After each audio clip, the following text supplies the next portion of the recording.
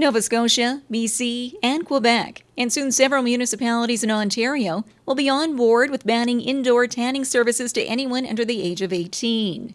Here in Saskatchewan, the Canadian Cancer Society has been addressing the issue with the province in hopes of instituting a similar ban.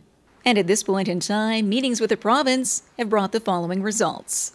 Well, at this point, they have said not at this time. They prefer education, but we are we're working on this issue on a number of fronts. We are educating young people, parents, adults about the danger of ultraviolet exposure, particularly from indoor tanning equipment.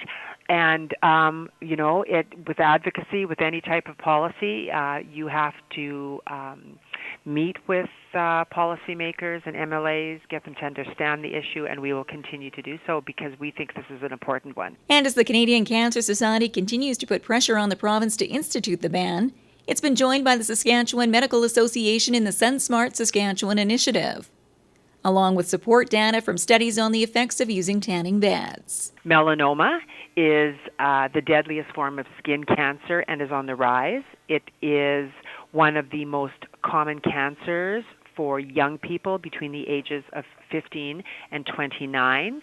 And we also know, studies have shown that using a tanning bed before the age of 35 increases a person's risk of developing melanoma by at least 75%. A review just released a couple of weeks ago showed that risk to be increased by 87% if you tan before the age of 35.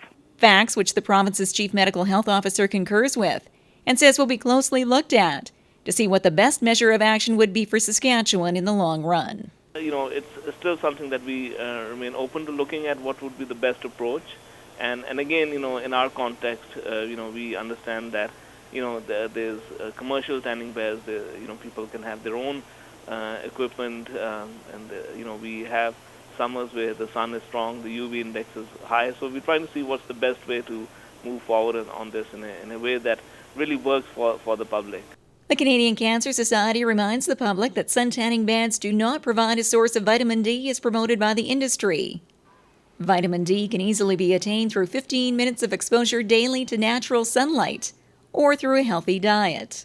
The bottom line is, any form of tan skin is damaged skin. And if you still insist on seeking that bronzed look, self-tanners and other products on the market approved by the Canadian Dermatologists Association are a wiser choice. According to the Canadian Cancer Society, melanoma is the most common type of cancer across the nation and is also the most preventable.